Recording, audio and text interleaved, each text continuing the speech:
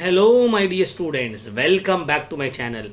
तो class 12 economics semester 4 का आज हम लोग सेकेंड यूनिट स्टार्ट करने वाले हैं।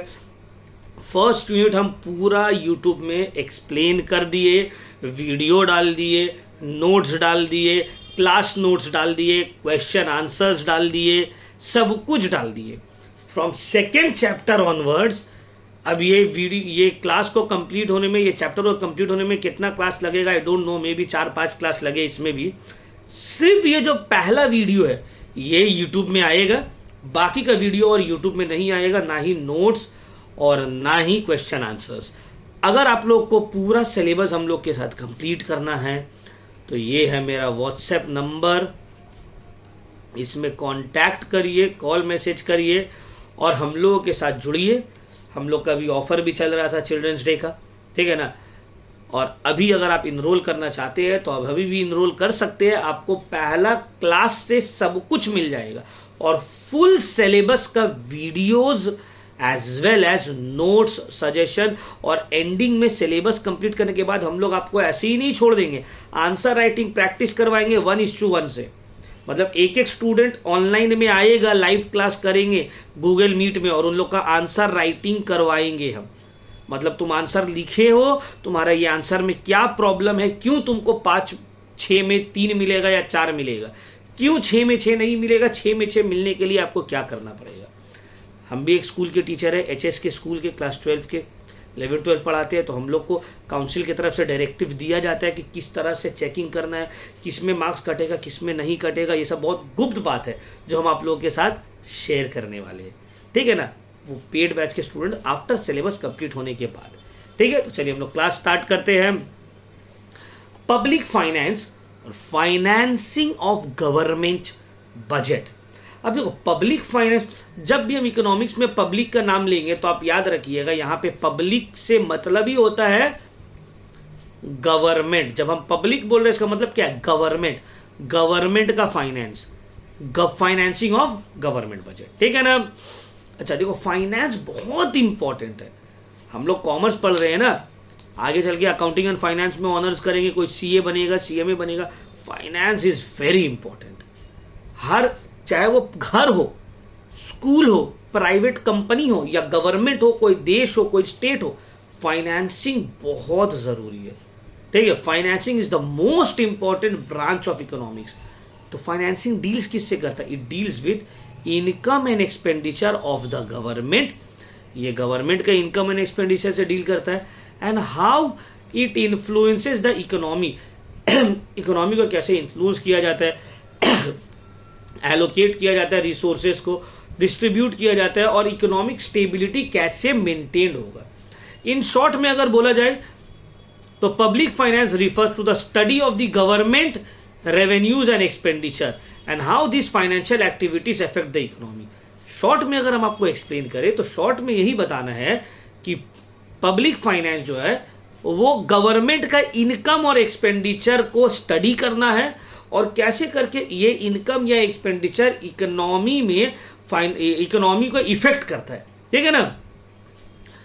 तो आते हैं भाई पब्लिक फाइनेंस का meaning. What do you mean by public finance? Sir public finance का मतलब क्या होता है? ये ऑलरेडी अभी आप लोग को हम ऊपर एक्सप्लेन कर दिया है ना। Public finance means the study of government का इनकम, गवर्नमेंट का एक्सपेंडिचर, और गवर्नमेंट का इनकम और एक्सपेंडिचर कैसे इकोनॉमी में इंपैक्ट डालता है, इसको ही बोला जाता है पब्लिक फाइनेंस, ठीक है। तो public finance refers to the study and management of collected revenues, expenditures and डेब्ट of the government of the country for its smooth functioning. Public finance क्या है? ये स्टडी है कि किस तरह से गवर्नमेंट इनकम जनरेट करता है, खर्च करता है, और डेब्ट, गवर्नमेंट अपना डेब्ट को, बोरिंग्स को किस तरह से मैनेज करता है। It involves how government generate incomes and revenue through taxes, and किस तरह से उसको अलग अलग डेवलपमेंट प्रोजेक्ट्स में उस पैसा को खर्च करता है, किस तरह से लोन्स लेता है, बोरिंग्स लेता है और कैसे उसको रीपे करता है। ठीक है, इसका क्वेश्चन आंसर्स भी आ जाएगा। ठीक है ना, जो पेड बैच के स्टूडेंट ऑब्वियसली उन लोग को जैसे पहला चैप्टर का आप देखिए ना, हैंड रिटन क्वेश्चन आंसर्स हम बच्चा लोग को कॉल आउट करते हैं ऑफलाइन बैच में स्कूल में, और फिर वो एक जगह कंपाइल्ड होता है, ऑनलाइन में आप लोग को वो रेडीमेड मिल जाता है। ठीक है ना, क्योंकि ऑनलाइन में हम अगर लिखवाएंगे, अब देखो ये तो बेवकूफ़ी हुआ ना, हम यहाँ से कॉल आउट करके आपको आंसर लिखवा रहे, अब पता नहीं सामने में लड़का लिख भी रहा है या नहीं लिख रहा है। ठीक है, इस वजह से हम ऑफलाइन जो बैच रहता है मेरा, वहाँ क्वेश्चन आंसर्स लिखवाते, मतलब कॉल आउट करते हैं ओरली, जैसे क्लास 4-5 का बच्चा लोग किया जाता है वैसे लिखवाते हैं, वो लोग कॉपी करते हैं, आप लोग को पीडीएफ भेज दिया जाता है। अच्छा, objective of public finance. Public finance का क्या ऑब्जेक्टिव्स है, मेन ऑब्जेक्टिव पब्लिक फाइनेंस का क्या है देख लीजिए, ये टोटल 6 ऑब्जेक्टिव्स है, 6 मेन ऑब्जेक्टिव है। पहला है, तो its main objective is diverse aimed at promoting economic stability promote करना है, ग्रोथ प्रमोट करना है, और रिसोर्सेज को अच्छे से यूज करना है। मेन ऑब्जेक्टिव पब्लिक फाइनेंस का पहला है एलोकेशन ऑफ रिसोर्सेज।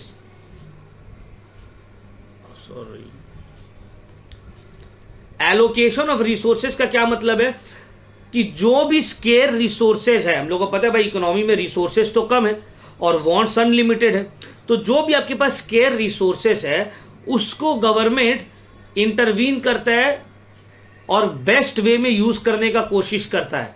ठीक है ना, roads, communication, national security, sanitation, ये सब के ऊपर ध्यान देते हैं। ठीक है ना, जिसमें प्राइवेट सेक्टर, भाई प्राइवेट सेक्टर जाकर नेशनल सिक्योरिटी को क्या लेना देना है उन लोग से, इंफ्रास्ट्रक्चर कम्युनिकेशन सेक्टर से क्या लेना देना है नेशनल कंपनी प्राइवेट कंपनीज को। तो पहला जो पब्लिक फाइनेंस का ऑब्जेक्टिव है कि कंट्री का जो भी रिसोर्सेस है उस रिसोर्सेस को सही से एलोकेट करना। ये नहीं कि तो मेरा दोस्त है, हम नेता बने हैं, हम पीएम बने हैं, हम सीएम बने हैं, हम एमपी एमएलए बने हैं, ये मेरा दोस्त है, उठा के सब उसी को दे दो, ये गलत हो गया। रिसोर्सेस को सही से इस्तेमाल करना, सही जगह पुट करना, एलोकेट करना। दूसरा आता है redistribution of income and wealth, बहुत इंपॉर्टेंट पॉइंट है पब्लिक फाइनेंस का। ये भी बहुत इंपॉर्टेंट ये है कि भाई वेल्थ जो है वेल्थ को इक्वली डिस्ट्रीब्यूट किया जाए, मतलब जो गैप है अमीरी और गरीबी के बीच का वो कम हो, ये होता है पब्लिक फाइनेंस का ऑब्जेक्टिव। अब ये कैसे कम होगा सर, देखो, it promotes social equity and reduces economic inequalities through redistribution of income and wealth towards poor community। जैसे कि देखो हम प्रोग्रेसिव टैक्स फॉलो कर रहे हैं, मतलब अमीर लोग से ज्यादा टैक्स ले रहे, गरीब से टैक्स नहीं ले रहे, गरीब को सब्सिडीज दे रहे, ओल्ड एज पेंशन दे रहे, अनएम्प्लॉयमेंट अलाउंसेस दे रहे। देखिए ना, कोलकाता में लक्ष्मी भंडार का पैसा मिलता है, अमीर लोग को तो नहीं मिल रहा, गरीब को मिल रहा है, राशन मिल रहा है गरीब को। क्यों? ताकि गरीब को हेल्प किया जाए और अमीर को टैक्स किया जाए, ताकि अमीर के पास से थोड़ा पैसा कम हो, गरीब के पास थोड़ा पैसा बचे, वो लोग आगे बढ़े, ताकि अमीरी और गरीबी का जो गैप है वो क्या हो, कम हो। इसको ही बोलते हैं redistribution of income and wealth.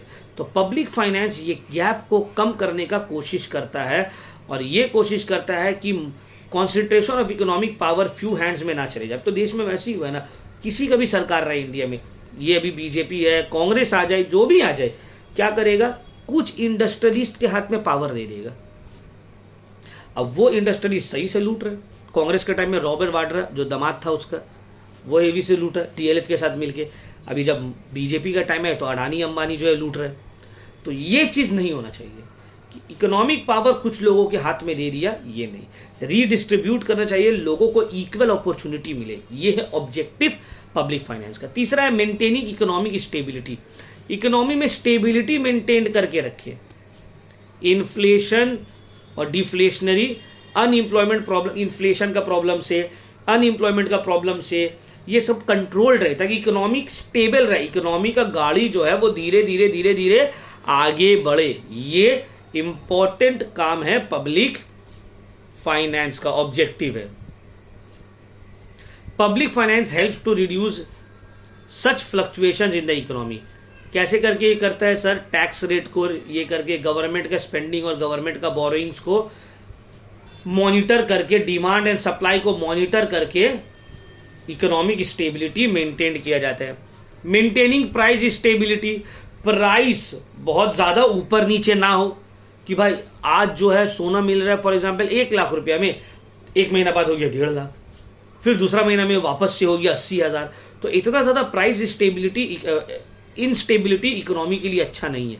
तो पब्लिक फाइनेंस का ऑब्जेक्टिव ये भी है,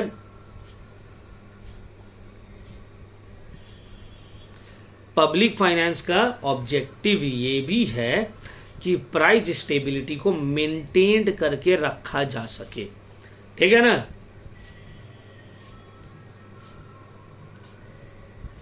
क्लैरिटी आया, समझ में आया।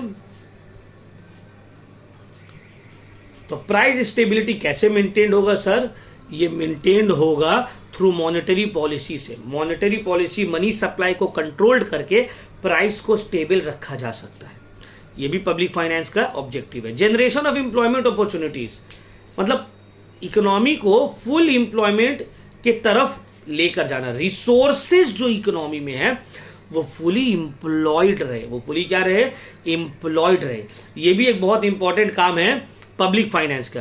फिर आता है इकोनॉमिक ग्रोथ एंड डेवलपमेंट, कि इकोनॉमिक गवर्नमेंट जो है पब्लिक फाइनेंस के थ्रू इकोनॉमी को ग्रोथ के तरफ लेकर जाए, डेवलपमेंट के तरफ लेकर जाए। अब ये कैसे होगा? इंफ्रास्ट्रक्चर को डेवलप करो, हेल्थ सेक्टर में इन्वेस्ट करो, एडुकेशन में इन्वेस्ट करो, टेक्नोलॉजी में इन्वेस्ट करो, ताकि प्रोडक्टिविटी स्टिमुलेट हो और इकोनॉमी डेवलप करे। ठीक है, क्लियर हो गया पॉइंट? कोई दिक्कत? अब आते हैं स्कोप ऑफ पब्लिक फाइनेंस। मतलब public finance deals with revenue and expenditure. इसका क्या स्कोप है? अब जो स्कोप है ना वो सिमिलर टू ऑब्जेक्टिव्स है। जो ऑब्जेक्टिव है पब्लिक फाइनेंस का अभी जो हम लोग पढ़े हैं, बस स्कोप भी लगभग सेम है। देखो, allocation of resources, redistribution of income and wealth, managing, देखो ये थर्ड पॉइंट है, managing public enterprise and programs of disinvestment. अब ये पॉइंट हम एक्सप्लेन कर देते हैं। पहले दो तो अभी हम एक्सप्लेन किए ही आप लोग को। मैनेजिंग पब्लिक इंटरप्राइज का मतलब क्या? जो पीएसयूज है, ये पीएससीज, पब्लिक सेक्टर अंडरटेकिंग्स, जो गवर्नमेंट कंपनीज है, जैसे कि एयर इंडिया था, खत्म हो गया अभी, स्टेट बैंक है, एनटीपीसी है, बीएसएनएल है, ये सब पीएसयूज है, कोल इंडिया है। तो इसको सही तरीका से मैनेज करना ताकि ये लोग अच्छा परफॉर्मेंस दे, और अगर अच्छा परफॉर्मेंस नहीं दे रहा है तो डिसइन्वेस्टमेंट का मतलब क्या होता है? धीरे धीरे पब्लिक कंपनी को, गवर्नमेंट का जो कंपनी है उसको धीरे धीरे करके प्राइवेट सेक्टर को बेच देना, मतलब अपना जो इन्वेस्टमेंट है उसको निकाल लेना। इसको बोलते हैं डिसइन्वेस्टमेंट। ठीक है ना।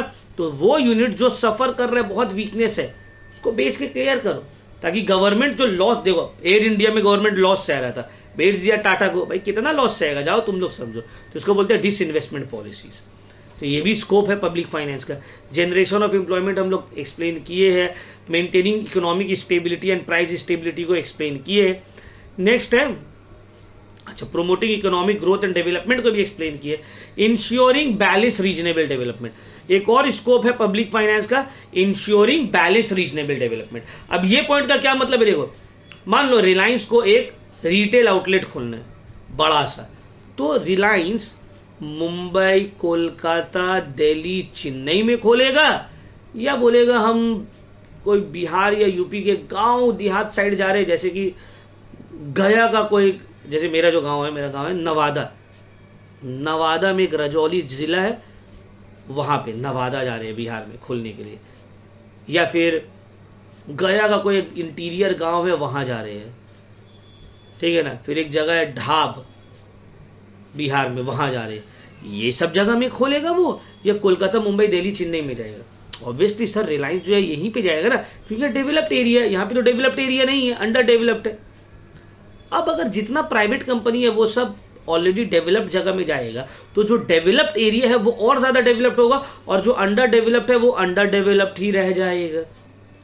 अब यहां पे आता है पब्लिक फाइनेंस का स्कोप, वो इंश्योर करे कि बैलेंस्ड डेवलपमेंट हो ऑल अक्रॉस इंडिया। अब ये कैसे होगा? गवर्नमेंट आके ये सब जिला में, गांव में इन्वेस्टमेंट करेगा, ताकि ये सब का इंफ्रास्ट्रक्चर बढ़े, अच्छा हो, डेवलप्ड हो। समझ में आ रहा है बात? ठीक है, इसके ऊपर कुछ स्पेशल ग्रांट्स देगा, प्राइवेट कंपनीज को टैक्स का छूट देगा, स्पेशल इकोनॉमिक जोन्स बना देगा ताकि ये सब एरिया भी डेवलप हो। समझ में आ रहा है? तो यहां तक क्लियर हो गया। तो आप लोग पब्लिक फाइनेंस का ऑब्जेक्टिव और स्कोप में एक दूसरे के जगह लिख सकते हैं, दोनों का मीनिंग ऑलमोस्ट सेम है।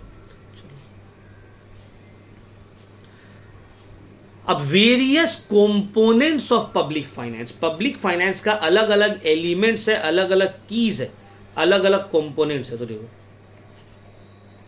Various components of public finance का अलग अलग कंपोनेंट्स और कीज है। अब की कंपोनेंट क्या है पब्लिक फाइनेंस का? Number 1 is government revenue. Government revenue का मतलब होता है गवर्नमेंट का income. Number 2 is government expenditure, government का खर्च। नंबर 3 इज पब्लिक डेप्ट मैनेजमेंट, मतलब गवर्नमेंट का borrowings. Number 4 is government budgeting and fiscal policy. Number 5 is accountability of the government का अकाउंटेबिलिटी। ये 5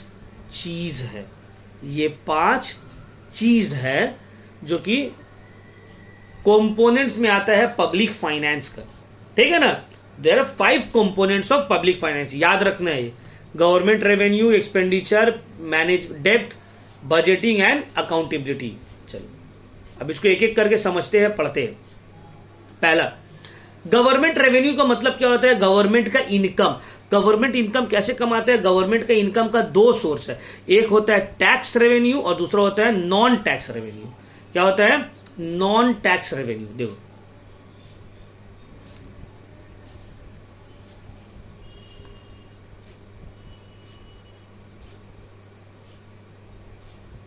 गवर्नमेंट का रेवेन्यू है 2 तरीका का, एक है टैक्स रेवेन्यू और दूसरा है नॉन टैक्स रेवेन्यू।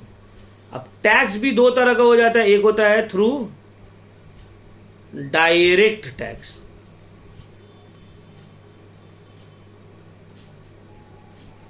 दूसरा होता है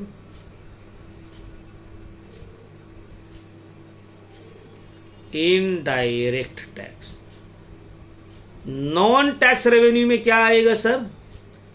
नॉन टैक्स रेवेन्यू में आएगा जैसे कि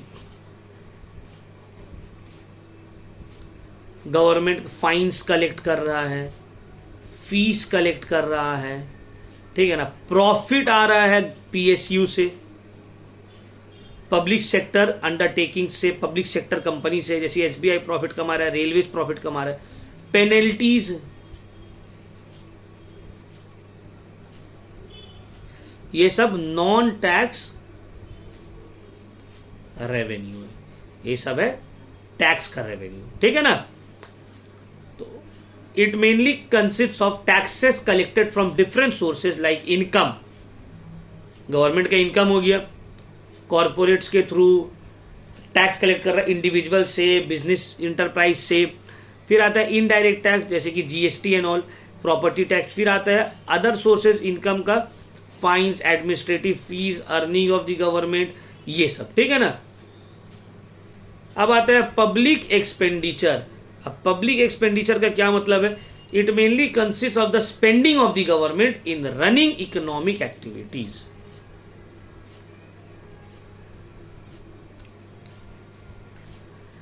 it mainly consist of the spending of the, अब गवर्नमेंट एक्सपेंडिचर मतलब जो खर्च है। अब खर्च भी 2 तरह का है, एक है कैपिटल एक्सपेंडिचर, दूसरा है revenue expenditure.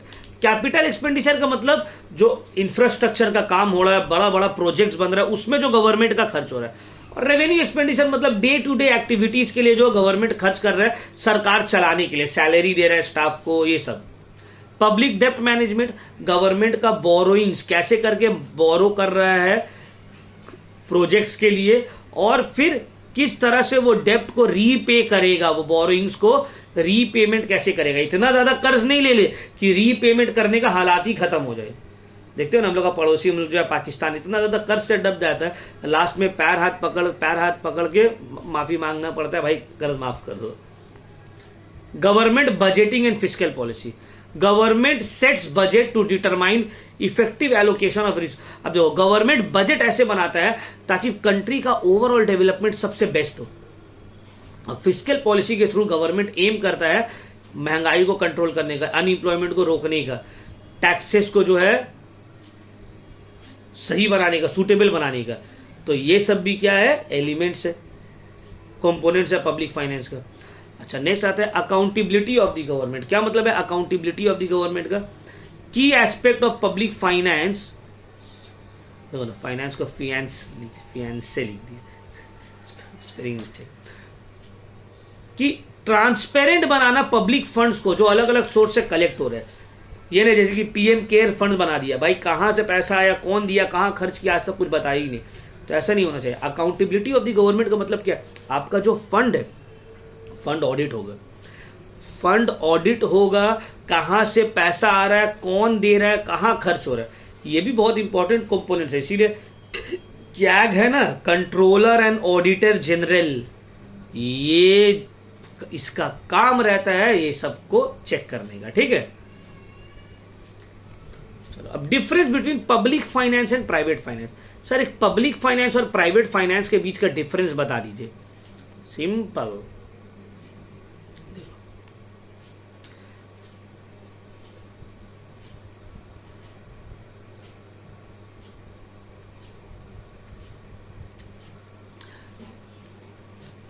Management of income, देखो ये है पब्लिक फाइनेंस, ये है प्राइवेट फाइनेंस। भाई पब्लिक फाइनेंस में आप इनकम, एक्सपेंडिचर और डेब्ट गवर्नमेंट का मैनेज करते हैं। प्राइवेट फाइनेंस में आप इनकम, एक्सपेंडिचर और सरप्लस जो है वो प्राइवेट कंपनीज या प्राइवेट इंडिविजुअल्स का मैनेज किया जा रहा है। पब्लिक फाइनेंस का ऑब्जेक्टिव सोशल वेलफेयर रहता है। पब्लिक फाइनेंस का जो ऑब्जेक्टिव रहता है guided by social welfare and economic stability, economy को स्टेबल करने का रहता है। प्राइवेट फाइनेंस जो रहता है उसका गाइड करने का मोटिव रहता है पर्सनल बेनिफिट्स या फिर कंपनी का प्रॉफिट को बढ़ाना। पब्लिक फाइनेंस को मैनेज करता है government, central government, state government, local authority. Private finance को मैनेज करेगा कोई पर्सन, कोई फैमिली, कोई कॉर्पोरेट हाउस। ठीक है ना, तो ये सब है डिफरेंस, आप इसको एक बार गो थ्रू कर लेगा। सोर्सेस क्या है पब्लिक फाइनेंस का? टैक्स, फीस, फाइन्स, बोरोइंग्स, और इसका क्या है? Wages, salaries, business profits, earnings from financial investments. ठीक है ना, ये देखो बहुत पब्लिक फाइनेंस जो है हाईली अकाउंटेबल रहता है, पब्लिक को जवाब देना पड़ेगा गवर्नमेंट को। प्राइवेट कंपनी का कोई जवाब देने का जरूरत नहीं, भाई मेरा पैसा था, हम गड़बड़ भी कर दिए तो किसी को क्या लेने देना, मेरा कमाया हुआ था हम समझेंगे। तो प्राइवेट फाइनेंस में अकाउंटेबिलिटी को उतना कोई खास लेना देना नहीं है। ठीक है, चलो बात है importance of public finance. What are the importance of public finance? Public finance का क्या इंपॉर्टेंस है sir? Number 1, public finance is highly important economic development के लिए। क्यों? देखो सेम है, इंपॉर्टेंस और सिग्निफिकेंस भी वो ऑब्जेक्टिव एंड स्कोप के तरह ही है लगभग। पहला resource mobilization, public finance government को हेल्प करता है फंड रेस्ट करने के लिए through taxes and non taxes revenue और बोरिंग्स ऑफ द कंट्री, ताकि उस फंड को इंफ्रास्ट्रक्चर, रोड्स, रेलवेज, ब्रिजेस बनाने में लगाया जा सके, एडुकेशन और हेल्थ केयर में लगाया जा सके, नेशनल सिक्योरिटी में लगाया जा सके, डिफेंस में लगाया जा सके। तो रिसोर्स को मोबिलाइज करने में हेल्प करता है पब्लिक फाइनेंस। इकोनॉमिक स्टेबिलिटी लाता है, ये ऑलरेडी एक्सप्लेन हम कर दिए ऊपर में। कैसे स्टेबिलिटी लाएगा? इन्फ्लेशन को कंट्रोल करके, ठीक है ना, स्टिमुलेट करके इकोनॉमिक ग्रोथ का प्रोसेस को, मैनेज करके टैक्सेस को, इनकम एंड वेल्थ को रीडिस्ट्रीब्यूट करेगा। कैसे? अमीर लोग को ज्यादा टैक्स चार्ज करके, सब्सिडीज देके गरीब लोगों को, ठीक है ना, मिड डे मील जैसा प्रोग्राम देके, मनरेगा जैसे प्रोग्राम लाकर, फ्री हेल्थ केयर, राशन देकर, ताकि inequality of income and wealth कम हो। Efficient allocation of resources, resources सही से एलोकेट हो पाए, जैसे कि डेवलप्ड हो इकोनॉमी, रूरल डेवलपमेंट ज्यादा हो, ठीक है, इन्वायरमेंटल प्रोटेक्ट हो, public goods and services common masses के लिए अवेलेबल हो, इकोनॉमिक डेवलपमेंट को सपोर्ट करे। कैसे? एम्प्लॉयमेंट अपॉर्चुनिटीज को क्रिएट करके, पॉवर्टी एलिवेशन प्रोग्राम रहा के गरीबी को खत्म करके, ठीक है, ह्यूमन कैपिटल के ऊपर इन्वेस्ट करके, एडुकेशन हेल्थ केयर के ऊपर इन्वेस्ट करके, ठीक है ना, ताकि क्या होगा, ताकि इकोनॉमिक ओवरऑल डेवलप्ड हो। गुड गवर्नेंस एंड अकाउंटेबिलिटी लाकर, क्या मतलब है गुड गवर्नेंस एंड अकाउंटेबिलिटी का?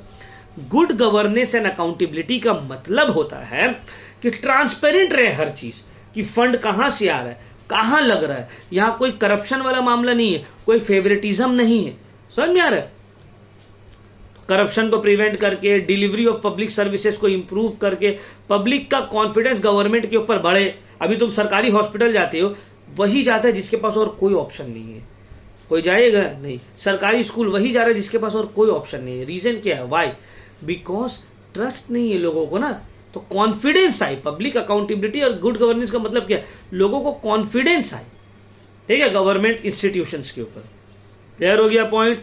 तो ये सब क्या इंपॉर्टेंस और सिग्निफिकेंस है पब्लिक फाइनेंस का। नेक्स्ट आगे बढ़ते हैं हम लोग। Fiscal policy and it's meaning. Sir fiscal policy का क्या मतलब है, इसका क्या मीनिंग है? फिस्कल पॉलिसी को अगर नॉर्मल लैंग्वेज में एक्सप्लेन किया जाए तो fiscal policy is the policy of the government that deals with government expenditure, taxation और borrowings of the government for the purpose of influencing countries economic activity for insuring economic growth and development. तो public fiscal policy का मतलब होता है कि government अपना expenditure, government का income, taxation, borrowing से डील करना, ताकि कंट्री का इकोनॉमिक एक्टिविटी को इकोनॉमिक ग्रोथ और डेवलपमेंट के तरफ बढ़ाया जा सके। ठीक है,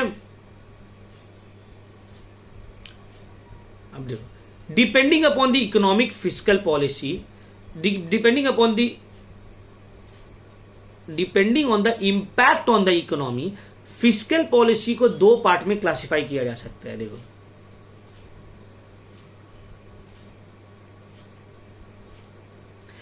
fiscal policy is an important tool use by the governments to manage economic activities ensuring number A reduce unemployment. Unemployment को रिड्यूस करने के लिए फिस्कल पॉलिसी को यूज किया जा सकता है। प्रॉब्लम ऑफ पॉवर्टी को सॉल्व करने के लिए, कंट्रोल प्राइस फ्लक्चुएशंस को कंट्रोल करने के लिए, रिसेशन और बूम के वक्त, stabilization of the economy, economy को स्टेबलाइज करने के लिए, इंडस्ट्रियलाइजेशन इकोनॉमी में लाने के लिए, और इकोनॉमिक ग्रोथ एंड डेवलपमेंट के लिए, ये सबको गवर्नमेंट फिस्कल पॉलिसी को यूज कर सकता है। अब देखो, इकोनॉमी के इंपैक्ट के हिसाब से फिस्कल पॉलिसी को दो पार्ट में क्लासिफाई किया जा सकता है। Number 1 expansionary fiscal policy, number 2 contractionary fiscal policy. अब एक्सपेंशनरी फिस्कल पॉलिसी का क्या मतलब होता है? देखो, जब government, when government increases is spending और reduces tax.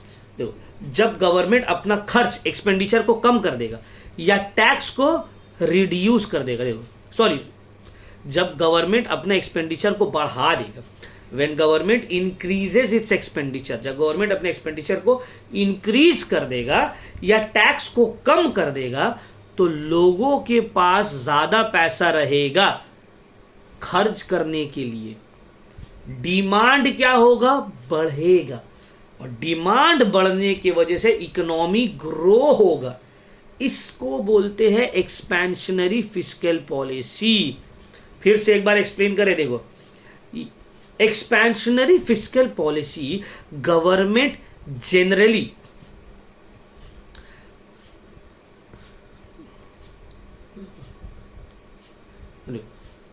Depending on the impact of economy, fiscal policy को दो कैटेगरी में क्लासिफाई किया जा सकता है कि इकोनॉमी में किस तरह का वो इंपैक्ट ला रहा है। एक है एक्सपेंशनरी फिस्कल पॉलिसी, दूसरा है contractionary fiscal policy.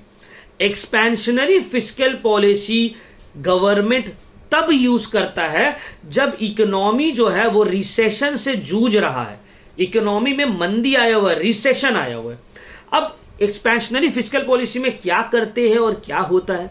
Expansionary fiscal policy में गवर्नमेंट क्या करता है, या तो अपना एक्सपेंडिचर गवर्नमेंट स्पेंडिंग को इंक्रीज कर देता है या डायरेक्ट टैक्सेस को कम कर देता है? क्या करता है? टैक्सेस को रिड्यूस कर देता है। अब इससे होगा क्या? जब गवर्नमेंट अपना स्पेंडिंग बढ़ाएगा और टैक्स को कम कर देगा तो इकोनॉमी में डिमांड बढ़ जाएगा। तो जब इकोनॉमी में डिमांड बढ़ेगा, इकोनॉमिक ग्रोथ के तरफ बढ़ेगा, रिसेशन खत्म होगा। समझ में आया? अब कॉन्ट्रैक्शनरी फिस्कल पॉलिसी गवर्नमेंट तब यूज करता है जब इकोनॉमी में बूम आया हुआ है या इन्फ्लेशन बहुत बढ़ा हुआ है। इसमें क्या करता है?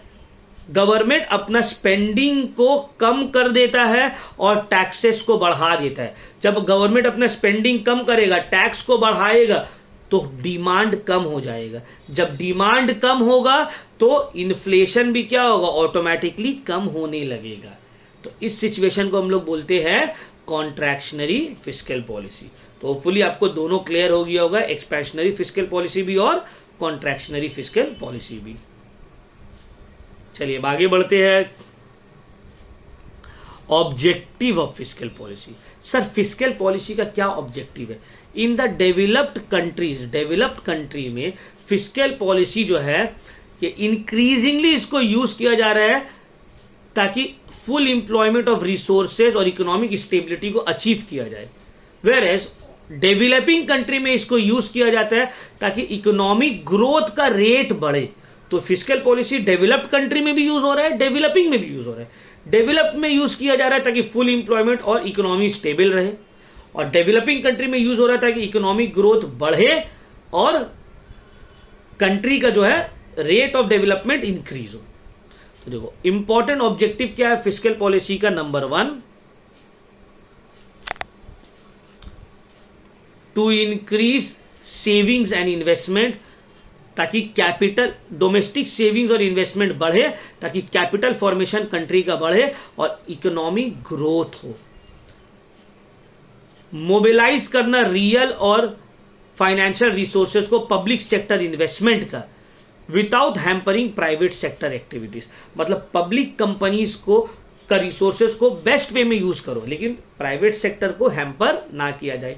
इकोनॉमिक स्टेबिलिटी मेंटेन करना, ठीक है, फुल एम्प्लॉयमेंट ऑफ रिसोर्सेज को अचीव करके। Inequality of income and wealth को रिमूव करना, मतलब अमीरी और गरीबी के बीच का जो फासला है उसको कम कर देना, ताकि जो इकोनॉमिक ग्रोथ का फ्रूट है उसको अचीव किया जा सके। रिमूवल ऑफ रीजनल इनइक्वालिटी, जो हम बोले balance regional development, and promotion and maintenance of price stability. ये सब हम लोग ऑलरेडी पढ़े हैं पब्लिक फाइनेंस में, ठीक है। चलो नेक्स्ट हम लोग आगे आते हैं, concept of government revenue and it's classification. तो हम ऑलरेडी यहां पे आप लोगों को बताए ना गवर्नमेंट रेवेन्यू का क्लासिफिकेशन, टैक्स और non tax revenue. Tax sources में डायरेक्ट टैक्स और इनडायरेक्ट टैक्स, नॉन टैक्स में fines, fees, profit of public sector companies and penalties. ठीक है, तो देखो in a government budget receipts या गवर्नमेंट रेवेन्यू का मतलब होता है इनकम और revenue of the government that expects to generate during a fiscal year or within the time period of the budget। मतलब देखो गवर्नमेंट रेवेन्यू का मतलब क्या है, गवर्नमेंट रिसीट का मतलब कि जो फाइनेंशियल ईयर है इसमें कितना एक्सपेक्टेड है कि रेवेन्यू जनरेट करेगा गवर्नमेंट। देखो income tax, property tax, administrative fees, income from government organization, GST या पब्लिक बोरोइंग्स, अलग अलग सोर्सेस और गवर्नमेंट का रेवेन्यू का। तो मोटा मोटी दो कैटेगरी में डिवाइड किया जा सकता है गवर्नमेंट का रेवेन्यू को। वन है रेवेन्यू रिसीट्स, दूसरा है कैपिटल रिसीट्स, मतलब रेवेन्यू इनकम और कैपिटल इनकम। देखो रेवेन्यू इनकम का मतलब क्या होता है, अब देखो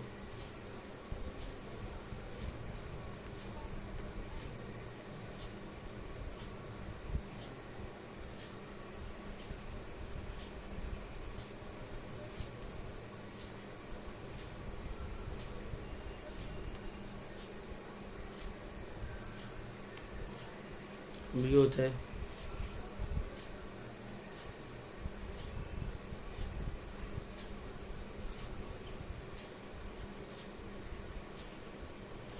revenue receipts,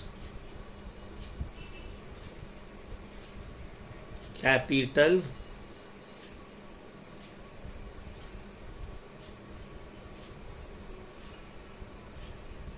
receipts, revenue receipts and capital receipts. Revenue income और कैपिटल इनकम.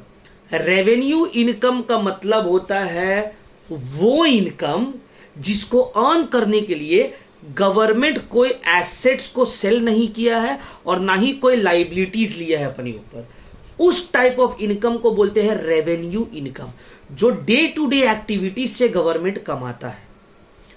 कैपिटल इनकम या कैपिटल रिसीट का मतलब होता है वो इनकम जिसको अर्न करने के लिए गवर्नमेंट या तो कोई एसेट को सेल किया है, डिसइन्वेस्टमेंट, या फिर कोई लाइबिलिटीज ले लिया है अपने ऊपर, बोरोइंग्स कर लिया है, कोई इंटरनल हो या कोई वर्ल्ड बैंक हो गया, एशियन डेवलपमेंट बैंक हो गया, आईएमएफ हो गया, या इंटरनली भी बॉन्ड्स रेस करके फंड ले लिया है. तो ये सब हो गया कैपिटल रेवेन्यू या कैपिटल रिसीट. समझ में आ रहा है? ये है मोटा मोटी डिफरेंस दोनों का. हम एक्सप्लेन करेंगे. देखो,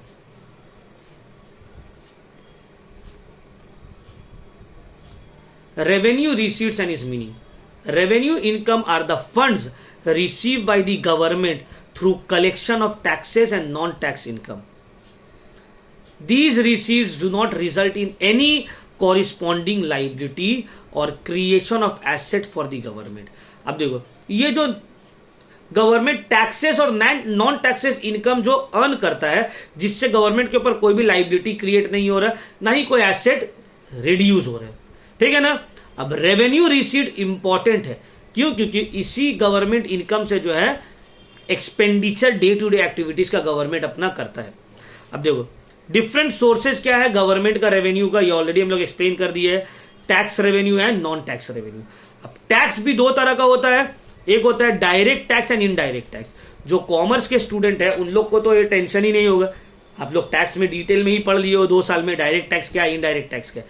जो मेरे नॉन कॉमर्स बैच के स्टूडेंट्स हैं, जो कि आर्ट्स या साइंस से, जिनका इकोनॉमिक्स है, उनके लिए ये पोर्शन हम एक्सप्लेन कर देंगे. देखो, डायरेक्ट टैक्स का मतलब क्या होता है? डायरेक्ट टैक्स का मतलब होता है वो टैक्स जो जिस इंसान के ऊपर चार्ज हो रहा है उसका बोझ उसी को उठाना पड़ेगा. अगर हम टेक्निकल, देखो बोलोगे सर टेक्निकल टर्म में अगर एक्सप्लेन करें, direct tax is a tax in which the incidence of tax and the impact of tax falls on the same person. मतलब जिस इंसान के ऊपर लागू हो रहा है उसका बोझ भी उसी को उठाना पड़ेगा, उसी को पे करना पड़ेगा. इनिशियली भी वही पे कर रहा है, फाइनली भी उसी को पे करना पड़ेगा. जैसे कि income tax, wealth tax and property tax. हम पैसा कमाए, मेरा इनकम है, मेरा प्रॉपर्टी है, हम ही को टैक्स देना पड़ेगा. इसको हम लोग बोलते हैं direct tax. Income tax, corporate tax, wealth tax, property tax. Indirect tax का मतलब होता है वो टैक्स जो इनिशियली तो कोई और पे करता है, लेकिन उसका बोझ, उसका भार फाइनली किसी और के ऊपर शिफ्ट हो जाता है. जैसे कि for example GST, goods and services. देखो, जैसे कि फॉर एग्जाम्पल मान लो हम एक मोबाइल फ़ोन बनाए, मैन्युफैक्चरर एक मोबाइल फ़ोन बनाया. उस मोबाइल फ़ोन को मैन्युफैक्चरर जो है होल सेलर को बेच दिया, और होल सेलर इस फ़ोन के ऊपर मान लो 500 रुपया जीएसटी दिया. होल सेलर इस फ़ोन को रीटेलर को बेचा और रीटेलर को इस फ़ोन के ऊपर 600 रुपया जीएसटी देना पड़ा. अब होलसेलर क्या करेगा, इस 600 में से 500 रुपया जो जीएसटी वो दिया था अपने पास रख लेगा, और रिमेनिंग 100 रुपया जो है वो गवर्नमेंट को ट्रांसफर कर देगा. रिटेलर इस फोन को बेचा है कस्टमर को, और कस्टमर से 1000 रुपया जीएसटी लिया. अब ये 1000 में से 600 रुपया रिटेलर अपने पास रखेगा, रिमेनिंग 400 रुपया जो है वो क्या करेगा, गवर्नमेंट को ट्रांसफर कर देगा. अच्छा, मैन्युफैक्चरर भी जो ये प्रोडक्ट बनाया था, अलग अलग कंपोनेंट खरीदा था, उसके ऊपर ये 400 रुपया जीएसटी लिया था. तो मैन्युफैक्चरर जो 500 रुपया जीएसटी होलसेलर से लिया है उसमें से 400 रखेगा, बाकी 100 रुपया गवर्नमेंट को दे देगा. अब कस्टमर जो 1000 रुपए जीएसटी दिया है, कस्टमर तो किसी से रिकवरी नहीं कर सकता है। तो देखो स्टार्टिंग में जीएसटी कौन दिया? मैन्युफैक्चरर, फिर वो मेकअप कर लिया होलसेलर से, होलसेलर जीएसटी जो दिया था वो मेकअप कर लिया रिटेलर से, रिटेलर जो जीएसटी दिया था वो मेकअप कर लिया कस्टमर से, बट कस्टमर के ऊपर अब किसी को मेकअप नहीं कर सकते। तो स्टार्टिंग में तो जीएसटी कोई और दे रहा है, लेकिन उसका बोझ किसी और के कंधे पे आ जा रहा है। इस टाइप ऑफ टैक्स को बोलते हैं इनडायरेक्ट टैक्स। समझ में आ रहा है? इनडायरेक्ट टैक्स, जो स्टार्टिंग में जिसका बोझ कोई और के ऊपर रहता है, पे कोई और करता है, लेकिन उसका बोझ उठाना किसी और को पड़ता है। समझ में आ रहा है? तो देखो इनडायरेक्ट टैक्स का एग्जाम्पल क्या है? Sales tax, excise duty, value added tax. Sales tax, excise duty, value added tax, या फिर कस्टम्स ड्यूटी या जीएसटी। ठीक है ना, ये सब जो है इनडायरेक्ट टैक्स है। अभी तो जीएसटी भी आ गया, सबसे इंपॉर्टेंट इनडायरेक्ट टैक्स है जीएसटी। ठीक है ना, तो ये सब जो अभी हम आप लोग को एक्सप्लेन किया, these are all tax revenue, government का टैक्स रेवेन्यू है। अब नॉन टैक्स रेवेन्यू में क्या आ जाएगा? गवर्नमेंट का फीस आ गया है, फाइन्स आ गया है, इनकम फ्रॉम गवर्नमेंट कंपनीज आ गया, गवर्नमेंट इंटरप्राइज आ गया है, इंटरेस्ट अर्निंग्स आ गया है। ठीक है ना, गवर्नमेंट जो इंटरेस्ट अर्न कर रहा है वो आ गया है। डिविडेंड इनकम, गवर्नमेंट का कोई कंपनीज है वहां से इनकम आ रहा है गवर्नमेंट का, ठीक है, वो आ गया। ये सब हो गया नॉन टैक्स रेवेन्यू।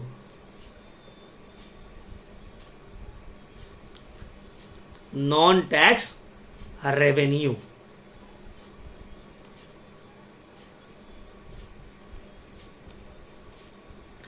तो ये सब वो इनकम है गवर्नमेंट का जिसके ऊपर गवर्नमेंट को टैक्स देना, सॉरी टैक्स के थ्रू कलेक्शन नहीं हो रहा है।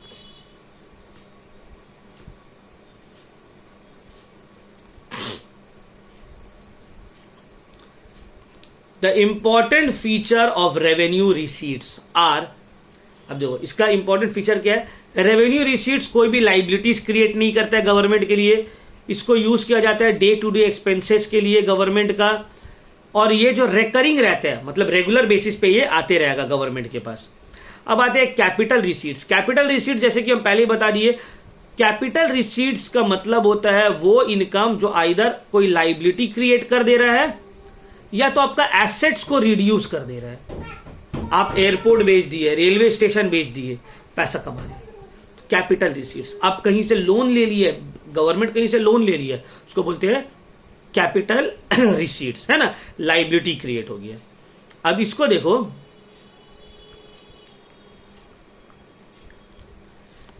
Classification of capital receipts.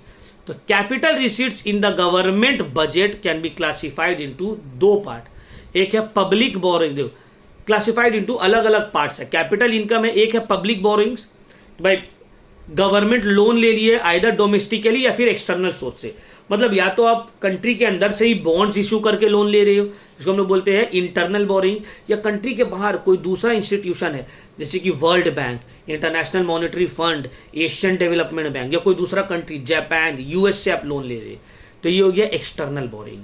तो ठीक है, तो ये भी कैपिटल इनकम का ही पार्ट है, पब्लिक बोरिंग्स। फिर आता है प्रोसीड्स ऑफ दिस इन्वेस्टमेंट, कोई पब्लिक सेक्टर कंपनीज को आप बेच दे रहे हैं उसका शेयर, और वो शेयर बेचकर आप पैसा ला रहे हैं। या recovery of loan, recovery of loan का मतलब आप किसी को दिए थे, कोई कंट्री को, आप श्रीलंका को लोन दिए थे, अब श्रीलंका वापस कर रहा है, तो ये भी जो इनकम है ये है कैपिटल इनकम रिसीट। अब इसका फीचर क्या है? पहला है ये लाइबिलिटी क्रिएट करता है, ठीक है, या एसेट को डिक्रीज कर देता है। जनरली कैपिटल एक्सपेंडिचर किया जाता है, कैपिटल इनकम को यूज किया जाता है कैपिटल एक्सपेंडिचर के लिए, इंफ्रास्ट्रक्चर डेवलप करने के लिए, गवर्नमेंट का लोन्स को पे ऑफ करने के लिए।